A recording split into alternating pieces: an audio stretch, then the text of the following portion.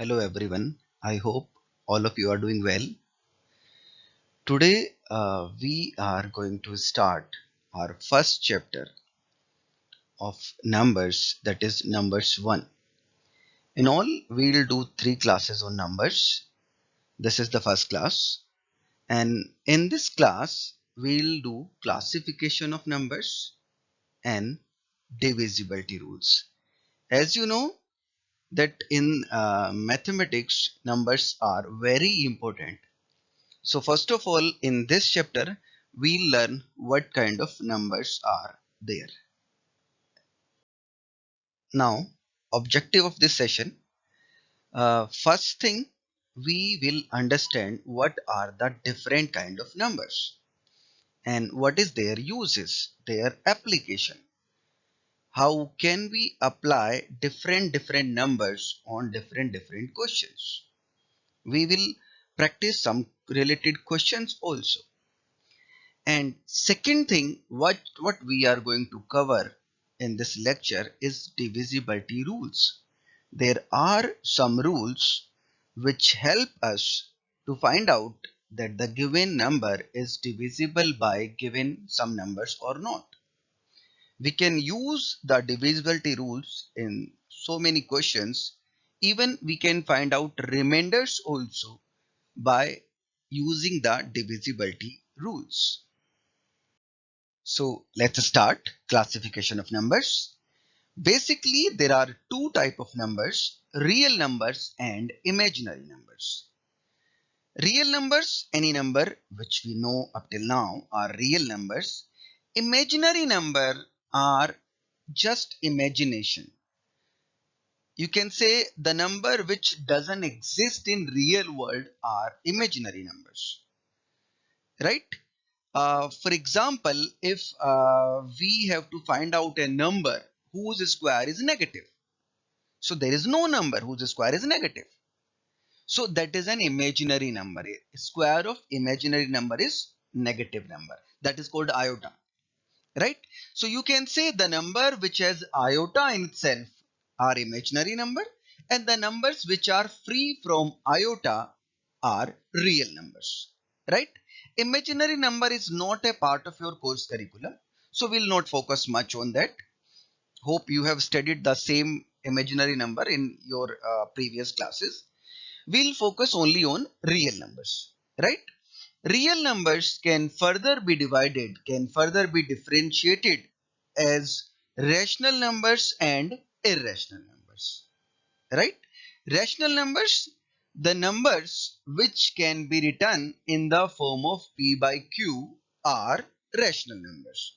Or you can say the numbers which can be expressed as a ratio of two integers are rational numbers. The properties of rational numbers, we can say either they may be integers, because all the integers can be expressed as integer divided by 1, p by q, right?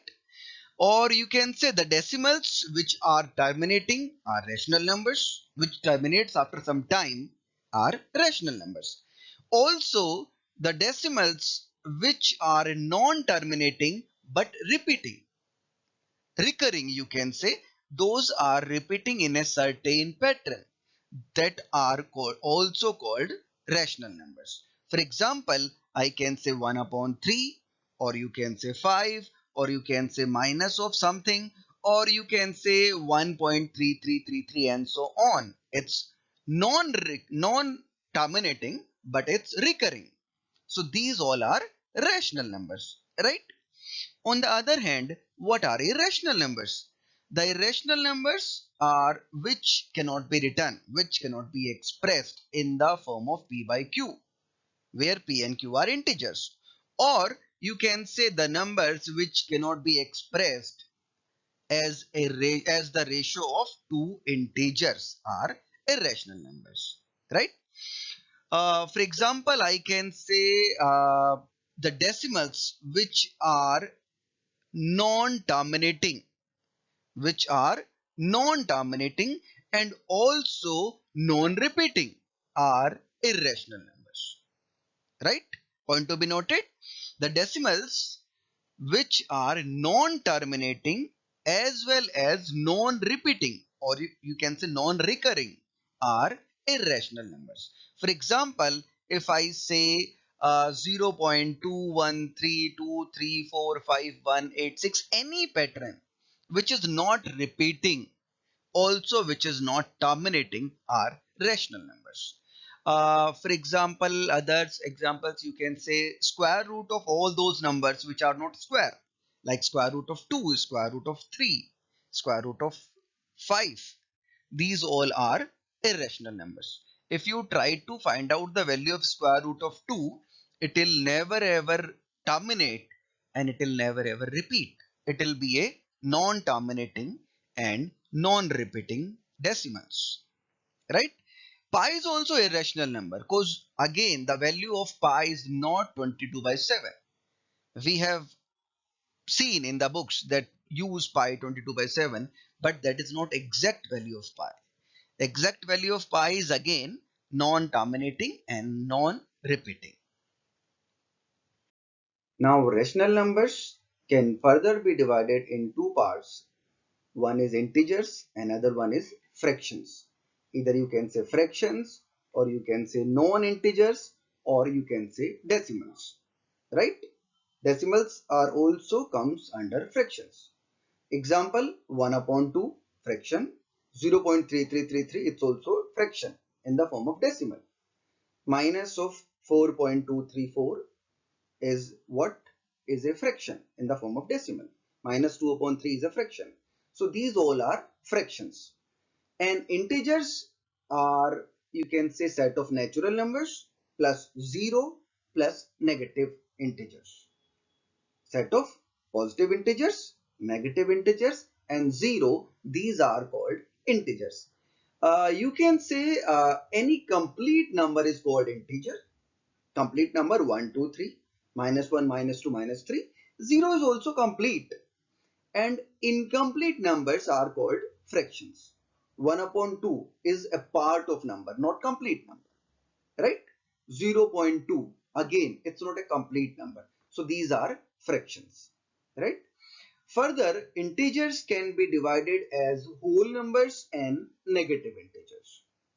The integers which have negative sign are negative integers, and the integers which do not have a negative sign are called whole numbers, right? 0, 1, 2, 3, 4, 5, these are, and so on, these are whole numbers. Whole numbers starts with 0, right? 0 and positive integers, these all called whole numbers. What are natural numbers? Natural numbers, you can say counting numbers, which we use for counting. Natural numbers starts with 1, and 1, 2, 3, 4, and so on and so forth. These all are called natural numbers. Even numbers, you can say an integer which is divisible by 2 is an even number. Any integer which is divisible by 2 is called even integer or even number, right? Or in other words, you can say the number whose unit place, the number which has unit place or unit digit is 0 or 2 or 4 or 6 or 8. The numbers which ends with 0, 2, 4, 6 or 8 are even numbers.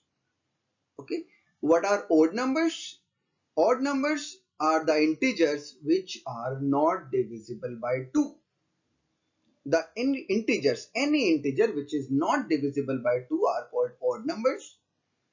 For example, 1, 3, 5, 7, and so on. You can say the numbers which have 1, 3, 5, 7 or 9 at the unit place are odd numbers. Now we learn prime and composite numbers. Prime numbers, any number which has exactly two factors, not less than 2, not more than 2. The natural numbers which have exactly two factors are called prime numbers. Or you can say the number which is divisible by only 1 and itself are called prime numbers. For example, 2, 3, 5, 7, 11, 19, 37, these all are prime numbers. Because if you will try to divide these numbers, these are divisible by only 1 and itself. Means they have only two factors, right? On the other hand, composite numbers are the natural numbers which have more than two factors. Means they are divisible by at least one more number other than 1 and itself. For example, 4, 6, 8, 10, 12, 14, 100, 500, these all numbers are composite numbers because they are divisible by at least one more numbers other than 1 and itself. Or you can say the numbers which have more than two factors, which have more than two factors are composite numbers. Here we can discuss some facts about prime and composite number. First is 1. 1 is neither a prime number nor a composite number. 1 is a special case. Second, there is only one even prime number, that is 2. And it is also the smallest prime number. 2 is the smallest prime number and 2 is the only even prime number. Apart from 2, all the prime numbers are odd. Our second topic is divisibility rules, or you can say divisibility test. As the name suggests, divisibility rules in maths help one to check whether a number is divisible by another number or not without actually dividing. Means you can say these are shortcuts. With the help of these rules, we can find out that the given number is divisible by 2, 3, 5, 7 or not without actually dividing by these numbers. Now we learn about divisibility rule of 2. A number is divisible by 2 when the last digit is even. The last digit is even. For example, if the number is 294, last digit is 4, which is even, divisible by 2. So the number is what? Divisible by 2. We have to check only the last digit. 405, the last digit is 5, which is not even. So it's not divisible by 2. Right? 5 is an odd number. Divisible rule of 3. A number will be divisible by 3 when the digit sum, or you can say the sum of all digits, is divisible by 3. For example, if there is a number 3276, we'll add the numbers. We will find out the digit sum. Digit sum is 18. 18 is divisible by 3, means we can say the number is also divisible by 3. Next is divisible rule of 4. A number is divisible by 4 when the last two digits are divisible by 4. We will check only last two digits. They are divisible by 4 or not. For example, if there is a number 42725, last two digits are 25, which are not divisible by 4. So number is not divisible by 4. But if the number is 37164, last two digits are 64. 64 is divisible by 4, means the number is divisible by 4. A number will be divisible by 5 when the last digit is either a 0 or 5. Last digit is either a 0 or 5. For example, if the number is 9425, it's divisible by 5 because last digit is 5. 480 is also divisible by 5 because last digit is 0. Right? So last digit should be either 0 or 5. A number is divisible by 6 when the divisible rule of 2 and 3 both are satisfied. If it is divisible by 2 as well as it is divisible by 3. For example, if there is a number 216, is it divisible by 2? Yes, last digit is even. Is it divisible by 3? Yes, because digit sum is 9. So it's divisible by 2 and 3 both, means it is divisible by 6 as well. Next is divisible rule for 7.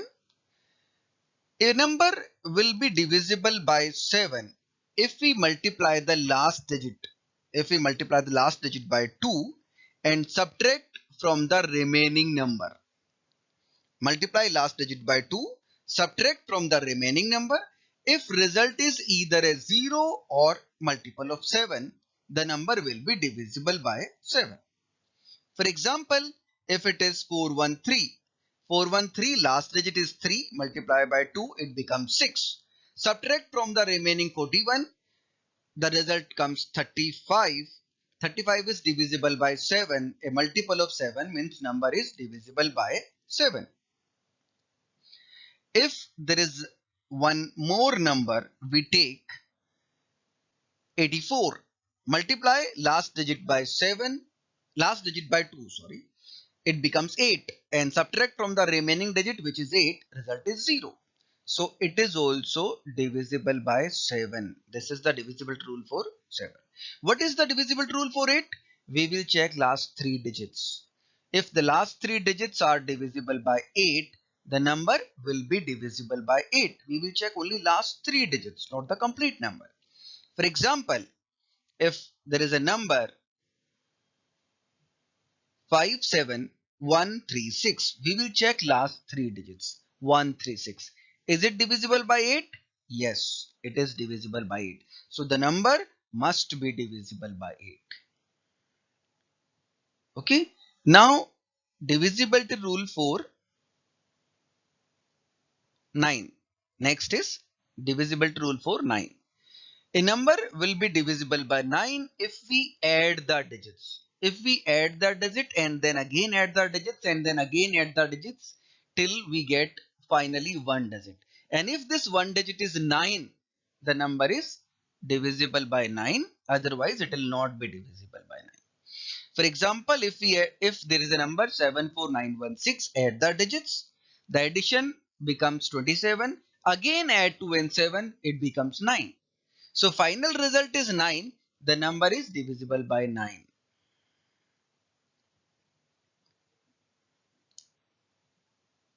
The final sum is 9. Divisible rule of 10. A number will be divisible by 10 if the last digit is 0.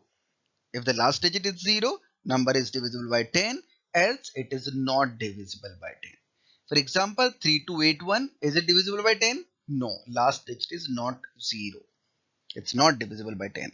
But if it is 23540, last digit is 0, so it's definitely divisible by 10. Next is divisible rule for 11. For divisibility of 11, we will sum the even digits separately and sum of the digits at odd places separately. Sum the digits at even places, sum the digits at odd places, and the difference between two additions should be either 0 or a number which is multiple of 11. For example, if I take a number 75152, so digits at odd places. What are the digits at odd places? 7, 1 and 2. Sum is what? 10. What are the digits at even places? 5 and 5. Sum is what? 10 again. Difference between these two additions is what? 10 minus 10, which is 0. So number is divisible by 11. One more example. 75152. Sorry, 21824. This is one more example. Take the digits at odd places. It is sum is what? 14. Take the digits at even places. Sum is what? 3. Difference between two additions is what? 11. A number multiple of 11. So the number is again divisible by 11. Divisibility rule of 12. For checking divisibility rule of 12, number must be divisible by 3 as well as divisible by 4. Means sum of the digits should be divisible by 3 and last two digits should be divisible by 4. If the number is 5508, last two digits are 08, divisible by 4. and sum of the digits is 18. Sum of the digits is 18, which is divisible by 3. So number is divisible by 3 as well as 4. So we can say the number is divisible by 12 also. Right? Number is divisible by 12 also. I hope it's clear. Till now, we have covered the classification of numbers. Means we know that what are the different kind of numbers, like what are prime numbers, what are composite numbers, what are even, odd, rational, irrational. These all numbers which we know till now. And second is we know some operations also. Operations also, like how the number is even, why it's prime, how many prime numbers are there in a range. These all we can find out. Also in the second part, means divisibility rule, we learn that without actually dividing a number, we can find out that the given number is divisible by given some numbers or not. Also, divisibility rules can help us to find out the remainders in some cases. With the help of divisibility rules, by using divisibility rules, we can find out the remainders in some cases. Now, there are some practice questions for you all. We have done two topics. So, first slide, this slide shows some practice questions on classification of numbers, the type of numbers, the properties of numbers. Like the first question is here, out of first 50 natural numbers, how many numbers are prime? It's a very basic questions, but it will help you to find out some basic concepts, like the prime numbers are 2, 3, 5, 7, then 11. So they are asking how many prime numbers are there in the first 50 natural numbers. The second question is here, sum of two prime numbers is 101. How many such pairs are possible? So in this question also, there is a basic need, there is a basic requirement. If you know the fact, if you know that basic fact, definitely you can crack the questions within maybe 5 seconds. Else it may take more than a minute.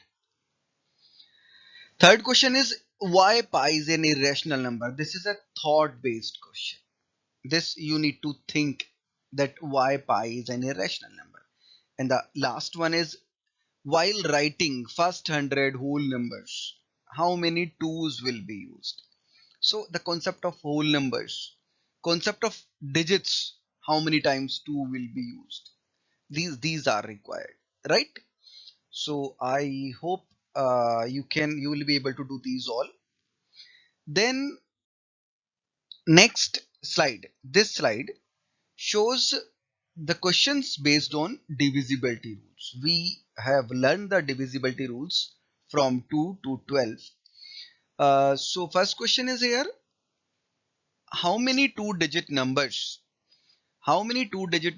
are multiple of 4? Total two digit numbers, how many of them are multiple of 4? Second is 123x 479y is divisible by 72, where x and y are two non-zero digits. Find the value of x and y. So we haven't covered the divisibility rule of 72, but we have covered the divisibility rule of 9 and 8 both.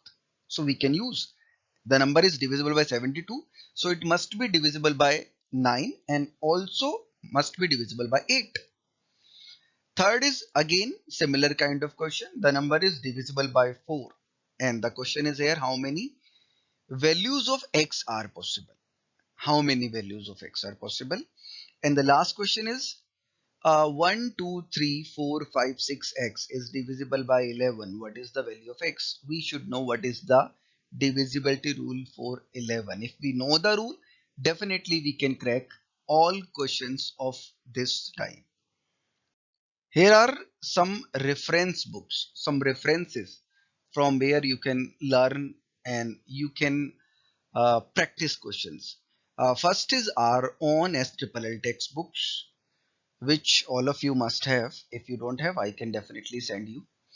Uh, these books covers all the topics, and there are so many practice questions, you can practice from them. Apart from that, you can purchase a book which is Quantitative Aptitude by R.S. Agarwal. That's also very comprehensive books, and it covers almost all the topics of quantitative aptitude, and it's very helpful in from placement exams point of view. If you want to prepare some higher level questions, then you can go through the book How to Prepare for Quantitative Aptitude by Arun Sharma. So this book has so many questions and of great quality, of difficult level, you can say. And apart from that, you can try some online quiz, online test.